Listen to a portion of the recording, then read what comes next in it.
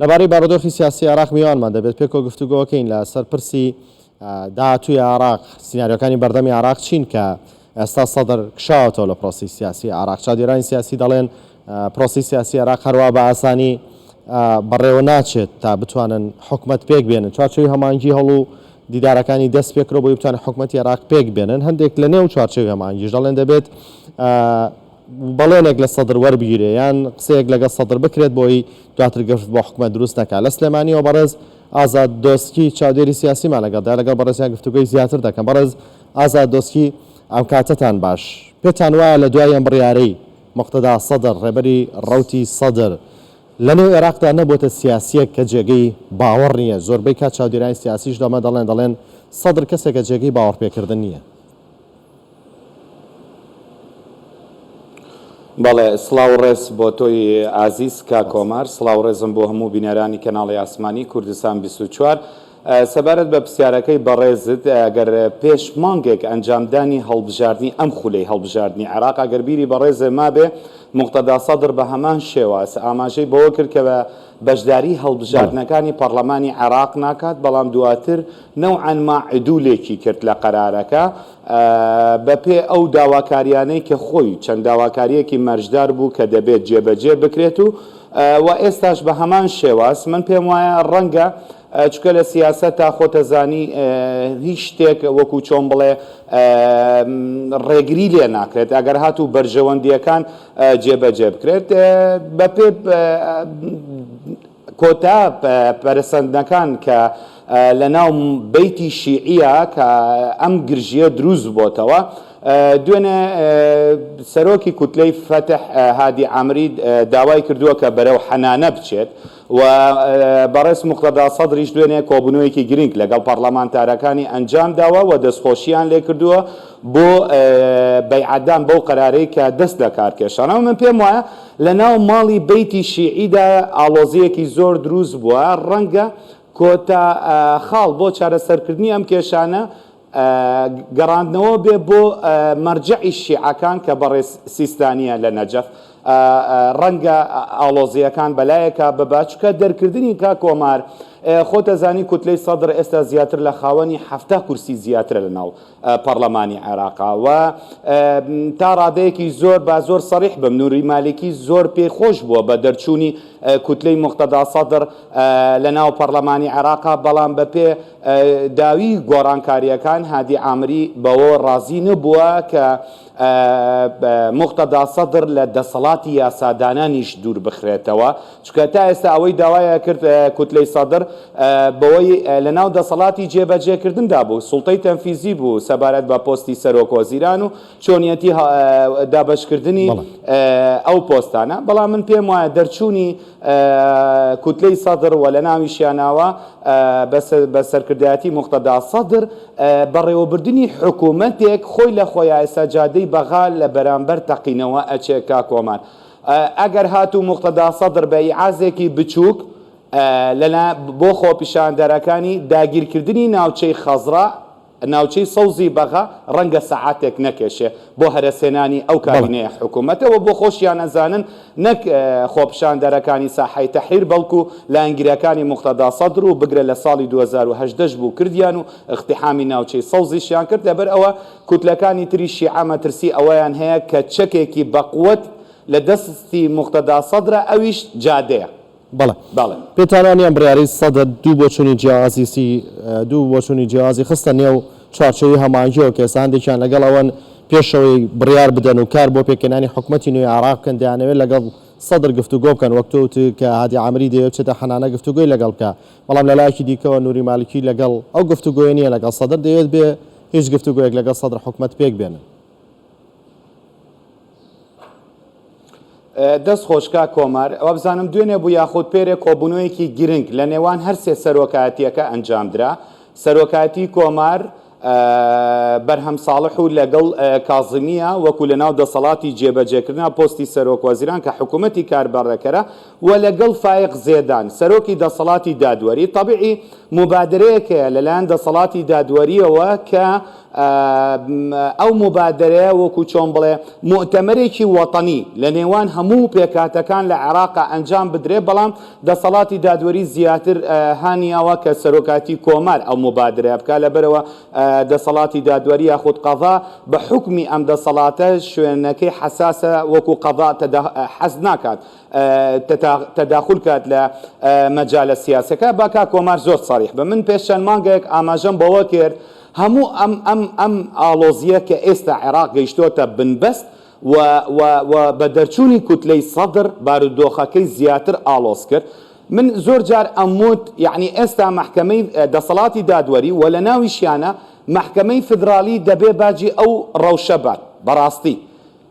بە دەرکردنی ئەو بڕیارانەی سەبارەت بە تەفسیرکردنی مادەی دوستور لە بەتایبەت لە چۆنیەتی هەڵبژاردننی کاندیدێک بۆ سەرۆک کۆمار لە 2005ەوە ئەم دستورە دانراوە تا ساڵی 2020 ڕێژەی ئامادەبوون حزور کە 168 بێت بە قەرارێکی محکەمەی فدرالی بیگەێنێتە 222 پارلەمانتار. پێم وابێ یعنی من ئەوسا کە ئاماژەم پێ ئەکرد کە محکەمەی فدرالی ڕەوشی عێراق بەرەو تولێرێکی تاریک ئەبا و ڕەنگە بە هەمان شێوازی ساڵەکانی 2005 و 2008 خوا نەخواستە شەڕی تایفی ڕۆبات ئەو بڕیارانەی محکەمەی فدرالی لە تەفسیرکردنی دەقە دستوریەکانە خۆی بەشێک پشکی شێری بەردەکەوێت لە دروستبوونی ئەو ڕەوشە ئالۆزەی کە لە ئێستا لە عێراقا دروست بووە. خۆ ئەگەر سەرۆک کۆمار دەستنیشان کرابا و دواتر سەرۆک وەزیران دەستنیشان کرابا ئێستا ئەو ئالۆزیە نەئەگەیشتە ئەو ڕادەیە. محکەمەی فدرالی لە 2005 لەگەڵ دانانی ئەم دستورە ئەو محکەمەیە هەبوو. بۆچی لە 2005ەوە تا 2020 یعنی ئەمە نمونەیەکی بەسیتم هێنا سەبارەت بە هەڵبژاردننی کاندیدی سەرۆک کۆمار ئەو قەرارانە ئەو بڕیارانەی دەرنەئەکرد بۆچی بزات لەبەر ئەوە مەبەستم لێرە چی بوو کا کۆمار ئەگەر سەیری بڕیارەکانی دادگای فدرالی بکەیت لەگەڵ ئەو ڕێژەی کە پێڵێن سێیەکی پەخەر باشە ثلث المعطل کە ئیتاری تەنسیقی کاری دەکرد زۆر گونجاو بوو کە عملی سیاسی پەک بخات بەپێ ئەو ژمارە کورسیانەی کە ئیتاری تەنسیقی کاری دەکرد و ئەگەر بەراورد بکەیت لەگەڵ ئەو بڕیارانەی کە محکەمەی فدرالی بەتایبەت سەبارەت بە ژمارەی ئەندام پەرلەمانەکان لە چۆنیەتی هەڵبژاردننی سەرۆک کۆمار و نیسابی حضور و نیسابی انعقاد و نیسابی انتخاب ئەمە بۆ عملی سیاسی پەکی خورد وەکو وتیشم ئێستا وەکو خۆم یعنی یاساناسم من پێم وایە پشکی شێری ئالۆزبوونی ڕەوشی عێراق دەکەوێتە بەر محکەمەی فدرالیەوە خۆشی دەبێت تەحملی ئەو مەسئولیت کات لە تعدیلکردنی مەسارە سیاسیەکە. بەڵێ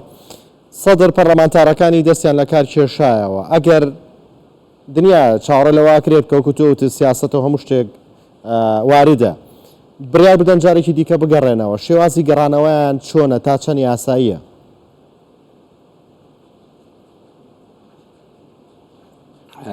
دەست خۆش کا کۆمار یعنی من ئێستا باسی دەسەڵاتی دادوەریمە کرد کە محکەمەی فدرالی و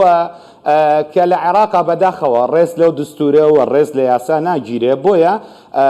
و محکەمەی فدرالیش دەسەڵاتی دادوەریش نەوعان ما مسەیەس کرا بۆیە وتم عملیەکە سەبارەت بە پرسیارەکەی بەڕێزت لە عێراق هەموو شتێک واریدە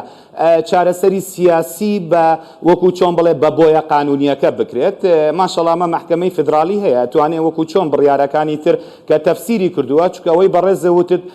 لە دەستگاکانی ڕاگەاندن لە تۆڕە کۆمەڵاتیەکان دیمان حەلبوسی چۆن مسادقە لەسەر دەست لە کارکێشانەوەی زیاتر لە 7 پەرلەمانتار ئەکرد بەڵام ڕەنگە معالەجەیەکی قانونی وەکو قانونی ئەمە تاو یعنی حەلبوسی پێش 2 ڕۆژ لە ئوردن بوو لە چاوپێکەوتنێکی تەلەڤیزیۆنیدا ئاماژەی بەوە کرد کە دەست لە کارکێشانەوە تەواو مسادقە کراوە بەڵام لە عێراق دۆزینەوەی دەرچەی قانونی کاتێک لایەنە سیاسیەکان ڕێکەکەون ڕەنگە قورس نەبێت وەکو چۆن من ئاماژەم پێ کرد محکەمەیەک بەداخەوە وەکو محکەمەی فدرالی مسەیەس بکرێت دۆزینەوەی دەرچەیەک بۆ ئەوە ڕەنگە لەناو پەرلەمانی عێراقا ئاسان بێت بەڵام کا کۆمار لە بیر مەکە ئێستا وی لە راپۆرتەکەی بەڕێستان تەنانەت موختەدا سەدر سەقفی مەتاڵیبەکانی زۆر بەرزتر کردووە جگە لە دەست لە کارکێشانەوە دەڵێت ئەگەر هاتوو ئەم گەندەڵانە هەڵبژاردنێکی تریش ئەنجام بدرێت من بەشداری هەڵبژاردن ناکەم بەو شێوازەیەوە یعنی من پێم وابێ مقتەدا سەدر لەگەڵ خەسمە سیاسیەکانی بە تایبەت لە ناویشیانەوە کوتلەکەی دەولەت القانون کە بە سەرۆکاتی نووری مالکی ڕەنگە تا حدێک هادی عامری فتح وەکو بە پێ مەرجعی شیعەکان بێ سەردانی حەنانە بکە و ئەشزانێت بەشداری نەکردنی مقتەدا سەدر لە عەمەلی سیاسیدا ڕقەمی شیعە یاخود پێکاتی شیعە وەکو جاران ئەو ژمارە قورسە نابێت لە معادلە سیاسیەکەیە لە دەسەڵاتە سیاسیەکانە لەبەرەوە پێم وایە پەسەند کراوە دەست لە کارکێشانەوەکەیان و ئەوە پەرلەمانی عێراقا دەتوانێت وەکو چۆن بڵێ دەرچەیەکی قانونی بۆ بەڵام وەکو لایەنە قانونیەکە کۆتایی پێهاتووە چکە خۆیان ئیستیقالیان تەقدیم کردووە و لەلایەن سەرۆکایەتی پەرلەمان پەسەند کراوە بەڵێ بە بۆچوونیەوە خوێندنەوەی کورد بۆ پرۆسی سیاسی تا عێراق بۆ عێراق تا ئێستا چۆن بووە؟ کاک وەمار ئەم پرسیارە لە جێگای خۆیەتی ئەگەر سەری بکەی ناوماڵی کوردی یاخود بەیتی سیاسی کوردی بەداخەوە دابش بوو بەسەر دوو کوتلە لە ناویشیانەوە کوتلەی بڵێ ئیتاری تەنسیقی و هاوپەیمانی نیشتیمانی لە ناویانە کوتلەی سەدر و کوتلەی سیادە بە سەرۆکایەتی حەلبوسی و خەمیس خەنجەرە لەلایەکی تریشەوە چەند پێکاتەیەکی سیاسی کورد سەر بە ئیتاری تەنسیقی بوون و بە زیاتر کورتی کەمەوە ئەوەی پێویستە بە یەکێتی نیشتیمانی کوردستان و پارتی دیموکراتی کوردستان تا پێش ئەم گۆڕانکاریانە کە خۆشبەختانە دانیشتنێ کرا لە نێوان سەرکردایەتی هەردوو حزبەکان هەمیشە دەموت هەمیشە ئاماژەم پێکردووە بەداخەوە کاک وەمار ناڕیزی یاخود بەیتی سیاسی کورد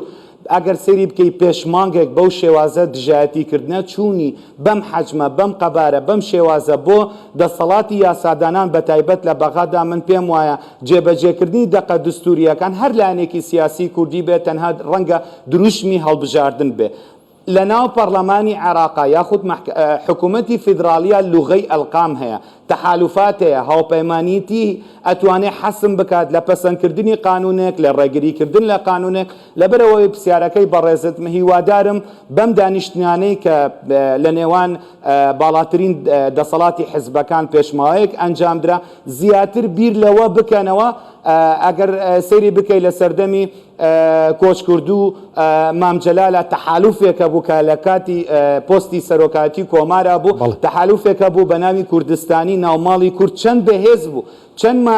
پرۆژە قانون لە بەرژەوەندی کووردا جێبەجێ کرا لەبەر ئەوە بۆ بەداخیشەوە کاک وەمار زۆر یعنی سەریح بم هەندێک حزبی بچووکەن تعبیەیەکی ئەعلامی یاخود وەکو چۆن بڵێ سیاسەتکردن لەگەڵ حکوومەتی فدراالی کە تۆ مەطاڵبی تۆ جێبەجێکردنی دستور بێت لەگەڵ ڕێزمە بە هاشوهوشی ئەعلام ناکرێت یاخود بە دەمەقعدی پەرلەمانی ناکرێت یاخود خۆت وە دەربخەیت کە ئۆپۆزیسیۆنی لە کوردستان بەڵام بچیتە حکوومەتی فدراالی و بەرهێنانی ئیسtismار بە عەمەلیە سیاسی کورد و پوختیەکەمەوە کورد پێویستی بە زیاتر یەک ڕیزی بەیتی سیاسی خۆیەتی بۆ ئەوەی هەموو ئەو دروشمانە هەموو حزبەکان کە بەرزیان کردووە چونکە تۆ حکوومەتی فدراالیەکی داوای چی ئەەکەی یعنی داوای ئەوەکەی کە دەقە دستوریەکان جێبەجێ بکرێت ئەگەر دەقە دستوریەکان جێبەجێ بکرێت بۆ هاوڵاتیەک لە سلێمانی بێیان بۆ زاخۆ بۆ هەر حزبێکی سیاسی ڕەنگە جیاوازیەکی وانە بێ لەبەر ئەوە دەبێت زیاتر خۆیان تۆکمە بکەن و بە یەک تەحالوفێکی تۆکمەتر بچن بەرەو ناوچەی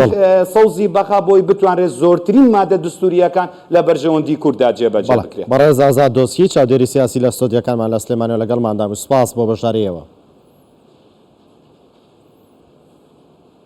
زۆر سوپاس.